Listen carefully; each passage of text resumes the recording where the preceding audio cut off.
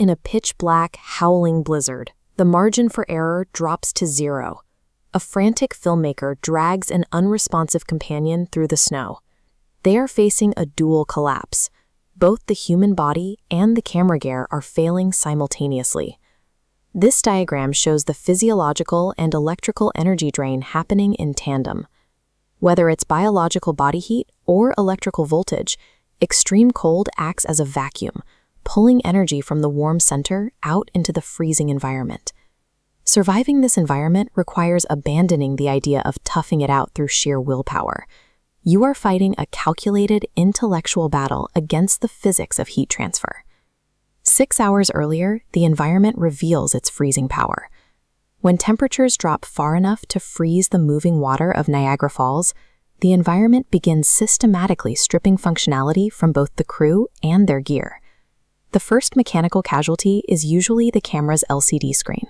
The liquid crystals inside the monitor actually begin to freeze, creating heavy, slow-motion trails across the display as the physical components stiffen. The human body reacts to this same environment by sacrificing its extremities. To preserve core heat, your blood vessels constrict, cutting off circulation to your hands and feet. This is frostnip. Your skin turns pale and waxy, and manual dexterity vanishes. Physical fitness offers no immunity. When highly trained military personnel deplete their energy reserves through fatigue, injury, or lack of rations, their internal defenses collapse. This triggers secondary hypothermia, a condition that decimated armies throughout history, regardless of their preparation. When the periphery loses heat, the drain begins moving inward, toward the vital organs. Left unchecked, these early physical changes are the first step toward a total system shutdown. As night falls and the exposure continues, the victim enters stage 2, moderate hypothermia. While you might expect violent, uncontrollable shivering, this is the stage where a terrifying clinical indicator occurs. The shivering actually stops. Once the human core temperature drops below 32 degrees Celsius, neurological function deteriorates rapidly. The victim develops severe amnesia, their speech slurs, and they lose all fine motor control. Inside the camera, the mechanical systems suffer an identical crippling freeze. Moisture from internal condensation turns to solid ice, seizing the camera's mechanical shutter curtain and rendering it completely useless. Thawing out that hardware requires a desperate field intervention. You detach the lens to expose the internal mechanics and carefully bake the camera body directly over the open flame of a camp stove. The margin for error is razor thin. Apply raw heat for a few seconds too long, and you will melt the modern electronic plastics, instantly destroying the device you're trying to save. When biological and mechanical systems hit this secondary stage of failure, the safe options are gone. Only extreme, high-risk interventions can stave off total collapse. The psychological effects of severe hypothermia are equally dangerous. A delirious victim will often experience paradoxical undressing, an active, panicked attempt to strip off their protective winter clothing because their failing brain registers a false sensation of extreme heat. If you find someone in this state, your first instinct might be to vigorously rub their frostbitten hands. Doing this forces sharp internal ice crystals to grind against delicate cell walls, causing massive abrasive tissue damage. The correct field intervention is gentle, direct skin-to-skin body heat. You safely stabilize the victim's temperature by transferring warmth from a healthy rescuer directly to the casualty. You also have to reignite their biological engine. A calorie is literally a unit of heat.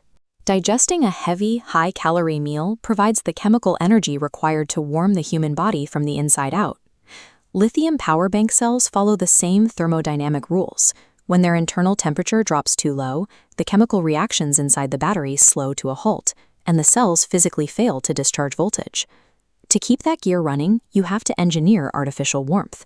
By storing your batteries inside an insulated bag alongside an Nalgene bottle filled with hot water, you maintain the ambient temperature required for the cells to function.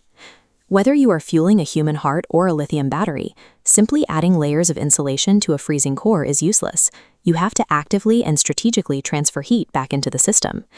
If a hypothermic victim survives the night and wakes up violently shivering, it is an excellent medical sign. It proves their biological core has finally absorbed enough energy to turn its active thermoregulation back on. This diagram shows the technique for safely thawing your beer, the plastic bag trick.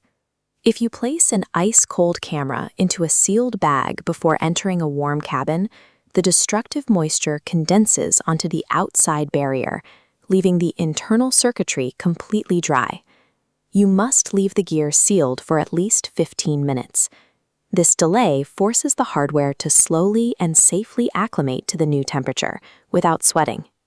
The medical protocols for unfreezing a human are entirely unforgiving. Upon rescue, a victim's core temperature must be raised above 35 degrees Celsius before you attempt to thaw their extremities.